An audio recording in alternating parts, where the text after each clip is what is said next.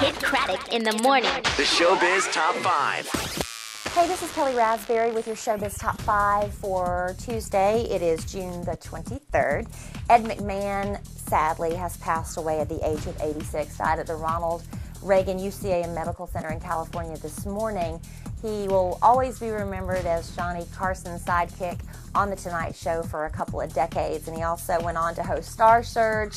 He also was the Publishers Clearinghouse sweepstake giveaway guy, and with Dick Clark, hosted that TV bloopers and practical jokes, which we can still see on some of those TV Land repeats. So, really great guy. Sad that he finally passed away. The IRS has slapped the lien on Kevin Federline to the tune of over $14,000, but it shouldn't be too much of a problem for him to pay up because he's making $30 grand this month alone just following Britney Spears to Europe so she can be on stage and he can babysit their kids for her. John Gosselin was asked yesterday by a reporter if he would be so glad when last night's announcement, the big special 1 hour John and Kate +8 episode, was finally behind him, and he said no, just a day like any other day, because he is so over this already. He said Kate hasn't been around for 4 days, doesn't know where she is, when she's coming back, and someone asked if he was happy that she's gone. He said no, because I'm down a person. He's just looking at her at more now as just like help with the kids, an extra set of hands.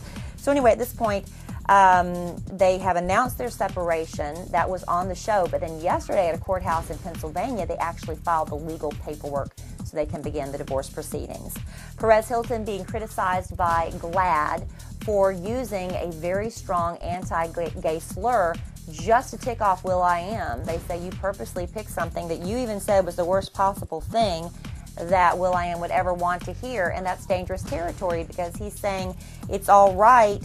Perez sending out a message, it's okay to dehumanize somebody and bring them down a level by calling them a horrible word for gay people, and isn't gay supposed to be okay? So GLAAD's demanding an apology. We'll see if they get it.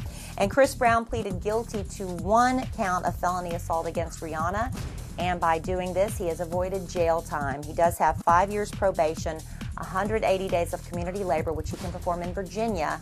This will be basically picking up garbage on the streets, painting over graffiti, things of that nature. He has to return to California once every 3 months for a progress update. Now, he, at this point, has a 50-yard stay-away order, cannot go near Rihanna unless they happen to be at the same public event, like an award show or something of that nature, and then that's reduced to 10 yards. He has to stay away from her. Now, Rihanna's attorney argued the stay-away order really wasn't necessary. She doesn't feel like she's in any danger, but the judge is erring on the side of caution and says, you know what, we'll revisit this stay-away order at the official hearing, which doesn't happen until August 5th. Now, until that time, Chris Brown is not allowed to make any official statements regarding his sentencing. So while his attorney says he would love to come out and say, you know what, thanks to my fans for all your support and everybody else is just haters, he legally cannot do that until after August 5th, and then we'll hear what he has to say. And that's your Showbiz Top 5 for Tuesday.